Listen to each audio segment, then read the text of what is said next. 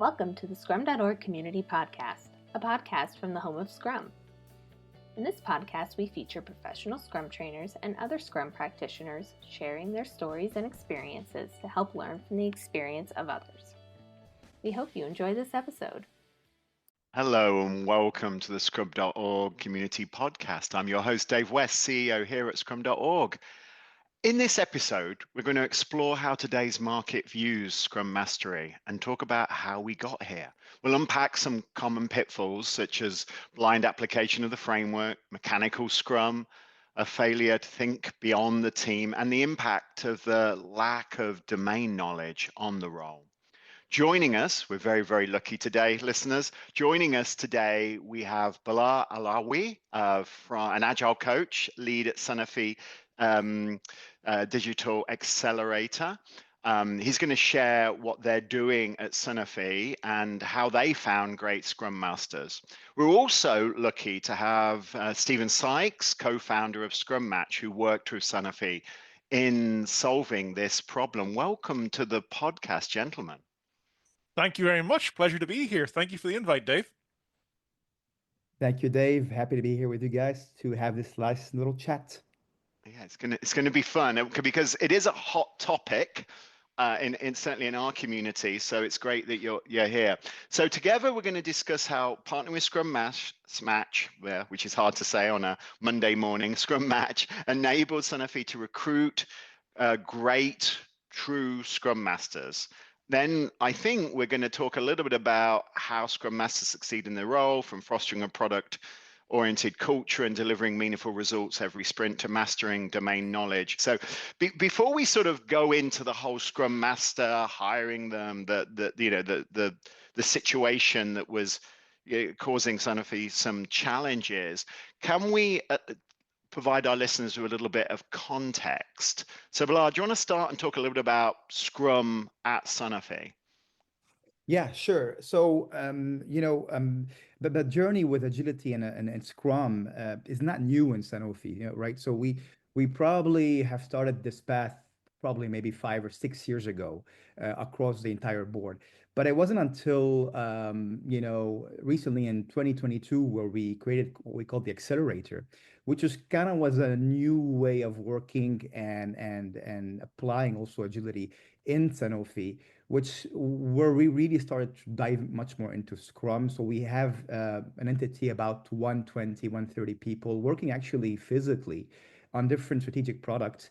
And during that time, we actually hired and worked with a lot of Scrum Masters. This is where really we started seeing how Scrum is able to provide great results or not on the field. Whereas before, Scrum was much more a reference for the company, but we haven't really seen it on the ground how it behaves. That's in a nutshell how the journey started. Agility and Scrum is kind of known, but Accelerator was actually the real ground of work where we saw Scrum Mastery happening in life.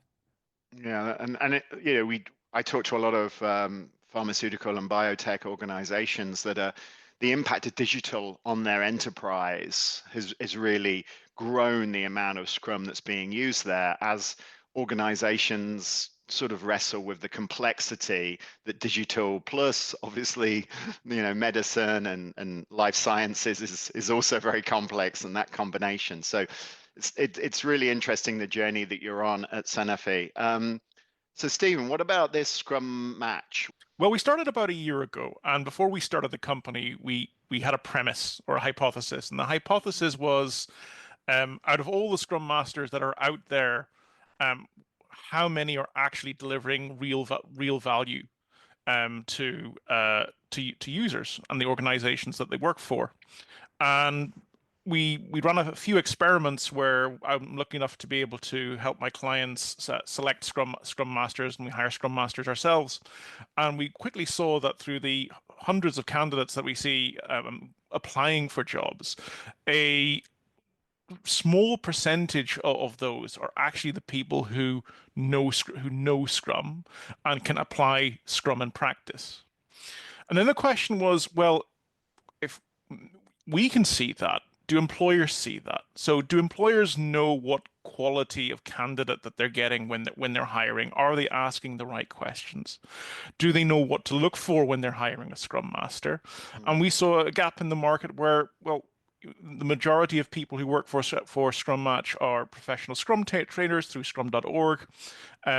We have expertise in that area. Maybe we can help companies find the best Scrum Masters there in the market. So that's how we started. We started with a hypothesis, and luckily, over 400 candidate reviews later, our hypothesis has been proven correct.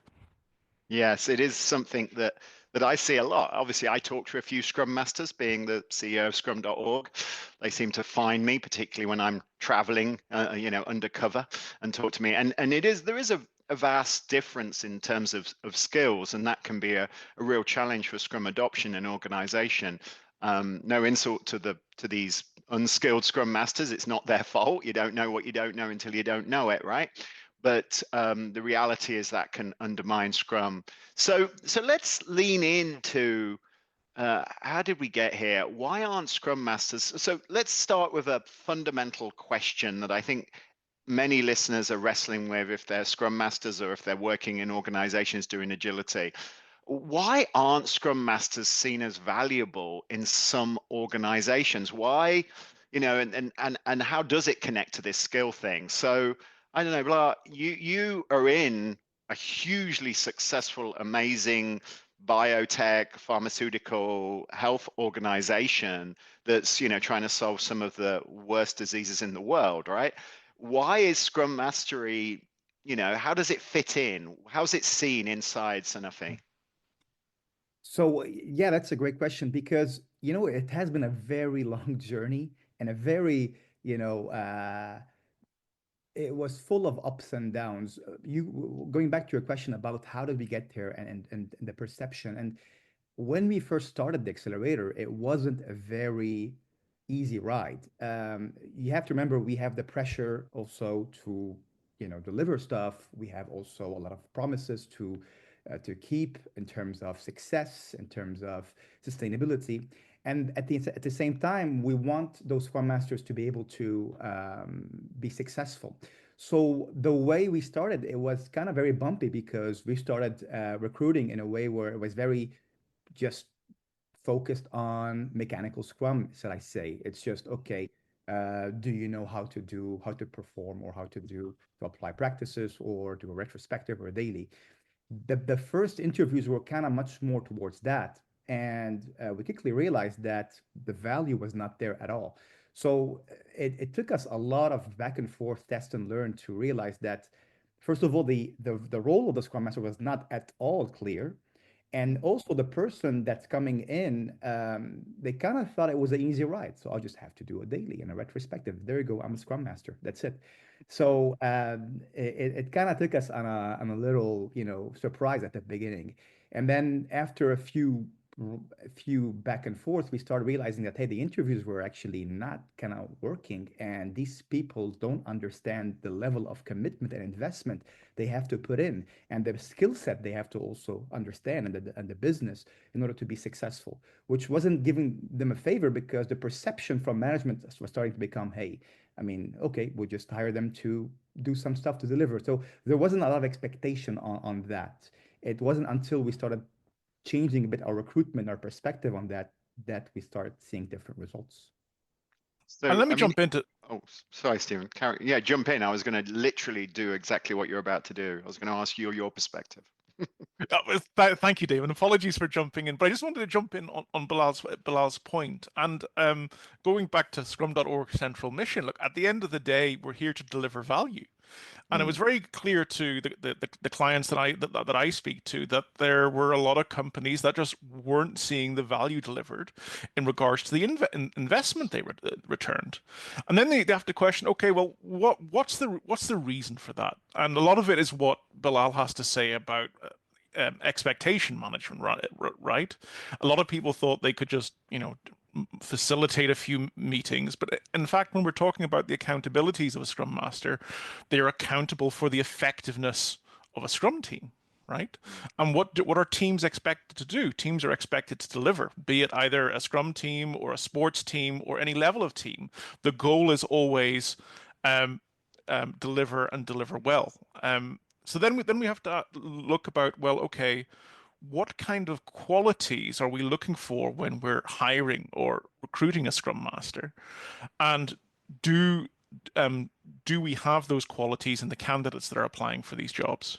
And I think the market's significantly changed from now and 10 years ago. Maybe Dave, you want to jump in about what that looked like, what you've seen in your kind of an area. But I think that there's definitely been a market shift in regards to what companies expect from Scrum Masters, rightly so, given the amount of investment that they're investing in Scrum and Agile transformations. Yeah, I think that what's really interesting from my perspective, and I'll come back to, I think it's really interesting that the change that you saw at Sanofi in terms of your appreciation of the importance of the role. But what we've gone through in terms of the industry is we had a bunch of project managers. We then started doing Scrum. A lot of people became Scrum Masters, either from a technical or from a project management perspective. They tried to not do anything different other than the process of Scrum. And I think it's very clear that the change to Scrum is more than just a process change. It's a fundamental change in terms of accountability and role and importance and where you fit, and it's complicated to navigate, right? I mean, that's the bottom line. And I think that what you're doing together is navigating that in a more effective way, which I think is really interesting. So what happened at Sanofi? You realize this, you've got this change that's needed. You started talking to Stephen and Scrum Match. What happened next? Yeah, so just before jumping into the very nice discovery of Scrum Match that I want to actually highlight, you said something there which is really interesting, is that in terms of accountabilities, a lot of the Scrum Masters were just going into this role with one very narrow perspective, which is process, or just fix some stuff in terms of process. But actually, what we did at the Accelerator, the first thing we did, and it might seem very, very naive or very, weird, but it kind of actually did a lot of good things, is we changed the jargon. So we try to abide much more with the Scrum values and principles, and we try to start understanding the role of a coach. Because the best way we did that is by highlighting that we're like sports coaches, and a sports coach, when they work with a team, they need to navigate different angles and different perspectives. So the same way as a Scrum Master, they have to uphold, first of all, the principle of Scrum, but they also have to see the dimensions of a product, technical mastery. They have to see organization as a whole. They have to have good negotiation skills. They probably have to also work on team dynamics. They probably have to also shift their postures depending on the context. So the first thing we did is that stop seeing yourself as just a person who applies want to practice, but try to see yourself as you're coaching a team to win a game. And that actually started shifting the entire perspective. Now, the second thing we did is that we actually started understanding what was going wrong with our recruitment. Why were it not working? And by interviewing some people, actually, one of them actually told us something that kind of highlighted, is that, well, I signed up just to do a daily and retrospective. This is what I grew up understanding what a Scrum Master is, especially here in France. So this led us to start investigating what can be a better recruitment. And I landed on Stephen's Scrum Match. It was basically, I think it was part of a forum or a community on Slack. And we started seeing a bit. And the first thing that I saw that was really interesting that Stephen put was the maturity model that Scrum Match has done, which is just a very nice way of seeing if what a Scrum Master can do on which level. So level 1, they can do this, and level 2, they can do that. And that by itself gave me a better perspective on how to evaluate. And then from then on, we contacted each other, and I guess the rest is history. I'll give it to you, Stefan, to elaborate. Thank you, Bilal. Absolutely, we have a pretty good history from now. But the way we work is if if a client is looking for a Scrum Master like Sanofi, we go through a review process, and during this review process, somebody has to fill out a profile online. Depending on what they fill in their profile, we'll select them to go through a review with at least two Scrum Masters, where we'll go through a 90-minute call where we'll ask lots of questions, some case study questions, and really kind of drill into not just the theory of Scrum, but more importantly, the practice of Scrum and their actual understanding of how you apply practice, right? So what Scrum.org does really well is making sure that people have the ability to understand Scrum theory, and when they go out into the world is when you really find out whether they're able to apply what they've learned into practice. And that's where we fit in, is where we test a little bit about, okay, they've been in the job for X amount of years. How have you applied your learning in practice? What results have you achieved? What methods did you use? And again, only a very tiny portion of our review process is anything to do with theory, but it's all about what did you do? How did you do it? Have you done this before? And can you push yourself and do bigger things in the future? And that's the review. That's the review process, and we're luckily enough we've had good success with Sanofi. But I suppose one thing, before we go into a different topic, I just want to share a couple of insights, because at this stage we've as I said at the start, we've reviewed about 400 candidates so far, and about 38% of the people that we review don't even come onto our platform because they don't have fundamental Scrum knowledge, right? So it's a pretty damning indictment that people who call themselves Scrum Masters, about 40% of which will find it difficult to explain what Scrum is, never mind actually applying it. And there you see the problem with the market in itself, that you have a large market of people. Scrum Mastery is a well-paid job, but a large percentage of those people don't understand Scrum fully and don't know how to apply it. And it's our jobs, I think, is to kind of make sure that we highlight which Scrum Masters can really deliver value, because that's what we're here for. If we're not delivering value, we shouldn't really be calling ourselves Scrum Masters in the first place. No, I think it sort of reminds me a little bit of in the early 2000s, where everybody was a web developer, right? And there was this moment in probably 2002, one, when everybody it was realized that they weren't web developers. They could cut and paste WordPress. PHP, yeah, they could use WordPress, but that does not make you a web developer.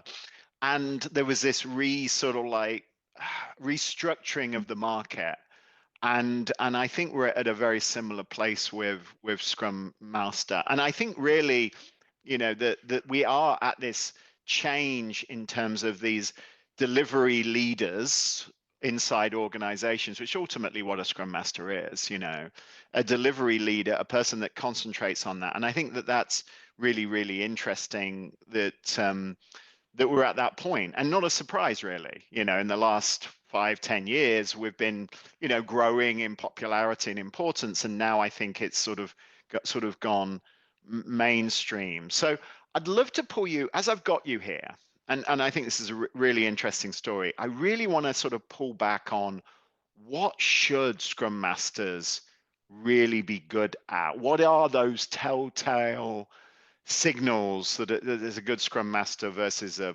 not so good, less experienced? Let's not use any negative words, because they're probably awesome human beings, but they just haven't quite got the skills to be awesome at a company like Sanofi. So can we sort of what should Scrum Masters, what is their focus? What is the things that are interesting? I don't know.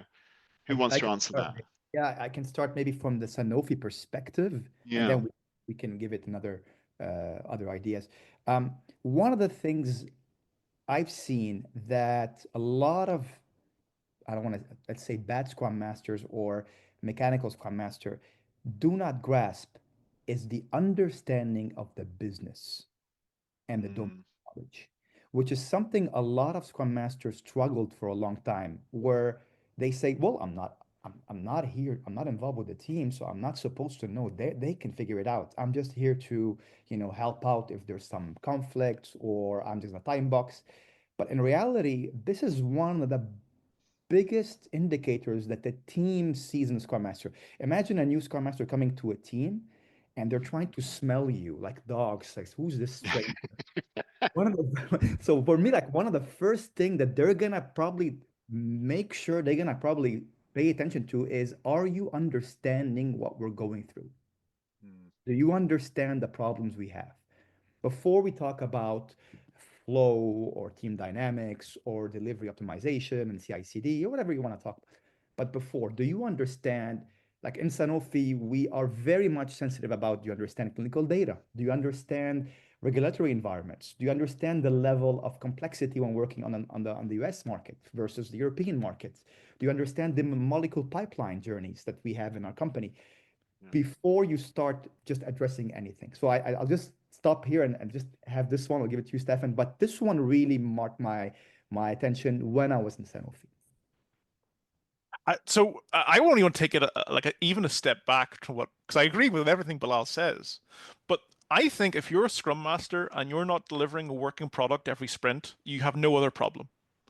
Deliver working product every sprint, and even a large amount of Scrum teams that I see out in the wild can't do that, right? Mm. So I think the minimum expectations as a Scrum Master is your team needs to be able to deliver working increments, working software every sprint, and then you can build out from there. But that's your first kind of minimum expectation. We need to have working product, working software, and to hit home on Bilal's point about product is oftentimes Scrum Masters are going to be working in teams where the person who is called the product owner might have never touched Scrum in the first place. And it's our job to make sure that they understand that person understands how to apply Scrum, where Scrum fits in. But that also means the Scrum Master has to know about product. What is this product? Who is this product catered to? How often can we get our product actually into the hands of users and like close the feedback loop? How many clients have you all seen that where they say that they're actually doing Scrum, but they actually never interact with an actual user, Mm, right? And then going just to hit Bilal's point is the thing that I often see is Scrum Masters tend to limit themselves to the team. They don't look outside the team and don't look at the whole product, right? From beginning to end. How did this product come to here? What blockers do we have after it passes this team? Where is flow blocked in the product in the process? How do we reduce that kind of stuff? And I come to think that Scrum is here to deliver value, but also as practitioners and agile practitioners, we need to have a toolbox of skills that we can use with clients to help solve their problems, because Scrum isn't a panacea. It's not going to solve all your problems. It's just going to show you what problems that you have to try to solve, right? And as a Scrum Master, you need to have a good toolbox of other things, whether it be Kanban, whether it be design thinking, whether it be technical knowledge. You you can't rely on Scrum alone. You need to develop like any skills with it. Football, you develop skills in certain areas. How do I talk with management, right? And I think that's something fundamentally Scrum Masters have been really bad at over the last years, is to demonstrate the value that they've had brought to organizations. What have I achieved, and what was the result of that? so Yeah, I it's just want to also add probably. Sorry, I just want to add probably to your point, Stefan. You're talking about product. I would probably say product slash system, because it's also a system thinking issue. Is that okay to understand your organization? How many dependents do you have? A lot of the times, also we at Sanofi have started working in teams where some Scrum Master didn't actually understand the ecosystem surrounding that product or that team, and then we expect them to actually deliver value. So I agree with you. The product part and the system part is a huge one, and actually be able to deliver frequently is one of those symptoms. I would actually, we at Sanofi, we try to at Accelerator do one more, go beyond the delivery, and much more about learning. So we're trying to come up with a way, how can we measure shorter feedback loops by not just delivering frequently, but usage and learning after that? Because in a way, we try to define agility as faster learning and a complex adaptive system. So that means if I can just make my team learn faster, de facto, there will be actually improvement in the business and also for the users' problems. And Dave, And before I know you want to jump in, but 2 seconds. There's one point I think that also Scrum Masters, a lot of Scrum Masters, I would say 80% of the people that I've gone through reviews with tend to forget, and that's about discovery and product discovery, right? There's a lot of we talked about Scrum Masters and delivery managers, and I kind of, you know, I kind of like feel a bit uneasy about that because the delivery is only half the battle, right?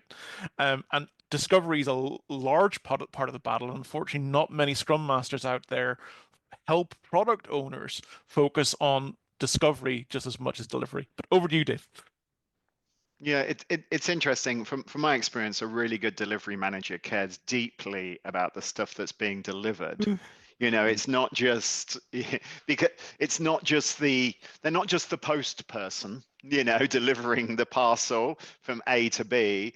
They've got to make sure the parcel lands.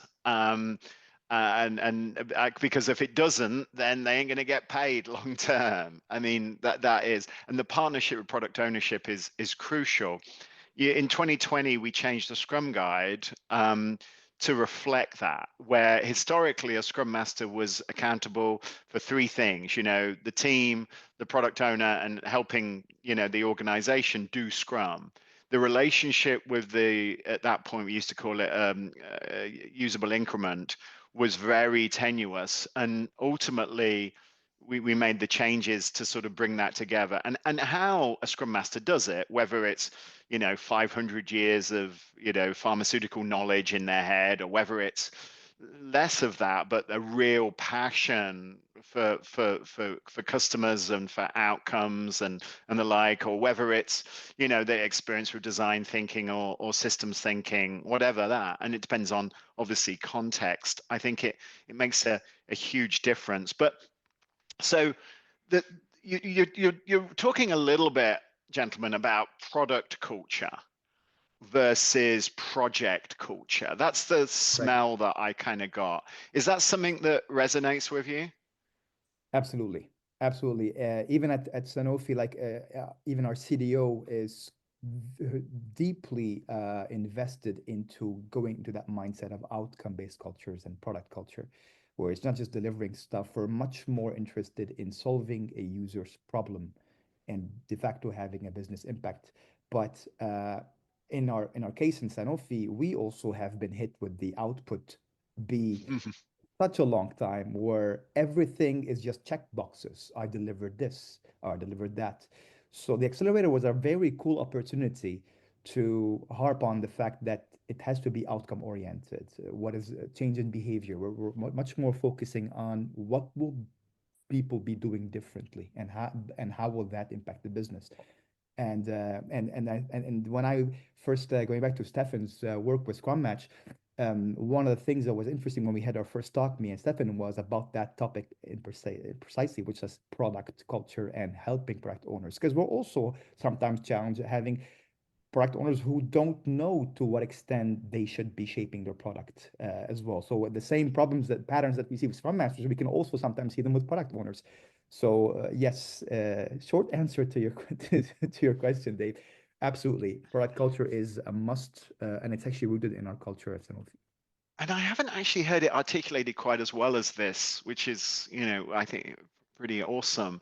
That Scrum Masters really are creating the environment for product thinking to gain traction. Product owners haven't got the environment that they execute in the environment, and it's a hard job. I'm more on the product side, less on the Scrum Master side. I'm not good at dealing with messy environments would be a good way to describe it. I like things nice and ordered, so I'm not a great Scrum Master. I'm a better product person. And so the product owner has a lot of, they're thinking about value, whether it's, current value or unknown value. They're looking at the network in terms of customers, stakeholders, managing all of those to ensure the environment, though, for that to succeed has to be created by somebody or a group of people. And Scrum Master is the only, there's nobody else that really worries about it, right? You've got to have somebody caring about that. And I think what you described is this change agent element of the project to product culture, which is really, really exciting. Stefan, you've talked to hundreds of candidates. Is that something that's top of mind for these people? The honest answer is, for the people who get onto our platform, yes, but for a lot of people, no, right? And Yeah. and going back to kind of like swing around full circle to Bilal's point is when we go through a review with our Scrum Masters, we have an expectation in regards to what kind of knowledge should they have, and a lot of that also includes how do I help my product owner get value from the product that they're actually creating, right? We're not expecting Scrum Masters to become product owners. Maybe that they want to do that in the future, but you got to think about actual businesses. A product owner is somebody who's been working in the business, has lots of domain knowledge, knows how the business works. They probably don't care about quote Scrum or unscrum. It's up to the Scrum Master to try to put the pieces of the puzzle together, right? And use that domain knowledge and expertise in how do we get answers quicker? As Bilal's point, how do we learn quicker? And how do we put what we learn back into the product and back into users' hands so we can develop a bit better product, right? And it's when you see Scrum Masters who are totally focused on things like crazy things like velocity or like the Mickey Mouse things that don't really have importance. When you can be putting your time and investment elsewhere into making sure that your product success. And a lot of that time, and we should say that to any Scrum Masters out there, is you should be spending lots of time helping your product owner, thinking about the value that your product is generating. If you don't know the value that your product's generating, you better make that transparent. And likewise to Scrum Masters themselves, you can apply the same principle. If you can't explain the value that you as a Scrum Master are generating, it'll be very quick before your company realizes maybe you don't have value at all. So make your value transparent. Before I was a Scrum Master, I worked in banking. And I remember one of my first managers says, you can't manage what you don't measure, right? And make sure that everything that you have is measurable so you can, and there's lots of great Scrum Masters out there who probably just do a bad job at communicating the value that they bring, right? So that would be my hint to Scrum Masters out there is communicate the value that you have brought, that your product has brought, help your product owner communicate that value. And those are all skills that you can learn, right? In regards to what areas, whether you touched on it, Dave, without mentioning evidence-based management, or other areas, That's probably, by the way, one of those questions we asked a lot during recruitment was, tell me about the last product you were part of and what were the success criterias. And most of the time, the responses were very basic. Sometimes it's just, okay, we have a good NPS or something like that. But it wasn't really, we didn't feel the depth of someone understanding the health of a product and what they have been doing really. And so that's also sometimes good indicators when we're doing the recruitment, the interviews, to seeing if that Scrum Master has really invested time in working on the product or not. Yeah, I think it's funny. I got a video this morning from a Scrum Master who'd put better together. They literally, with their product owner, they were walking down a corridor. It's a millennial thing. I don't totally get it, but it was awesome because they're both good singers, and they were better together. Dooby dooby dooby doo doo doo doo. And it was quite funny. And they said, this is how we think the partnership needs to be. And you should spend more time emphasizing that. And it's something we don't spend a lot of time emphasizing. We spend a lot of time talking about the separate, accountabilities but ultimately it's their marriage, their synergy that drives value. And if I can't, as a Scrum Master, answer that simple question that you said, what value is my product delivering? Then ultimately, how can I ensure the delivery happens effectively? Yeah. I think that it's a fundamental. It is a fundamental. All right, so we try to keep these podcasts unfortunately short. I could listen to you two all day. You've taught me more. I've Well, learned so much from you. So thank you for taking the time. But before our listeners love the last thing. So maybe there's a Scrum Master listening now, and maybe their company hasn't appreciated the value of Scrum Mastery and the Scrum Master accountability, and maybe they're looking for another job. What do you think, what's the one thing they need to concentrate on, in terms of developing a skill that makes them more employable, would you say? Stefan, you've spoken to many at Scrum Match. What would be that one thing? Is it that product thing? Is it the, understanding product outcomes? What is that one thing? Make value transparent. And a really kind of easy way to do this. I'm a big fan of evidence-based management. No direct plug, but we really Yeah. love it here at Scrum Match. Is to kind of sit down and work out what makes my product successful.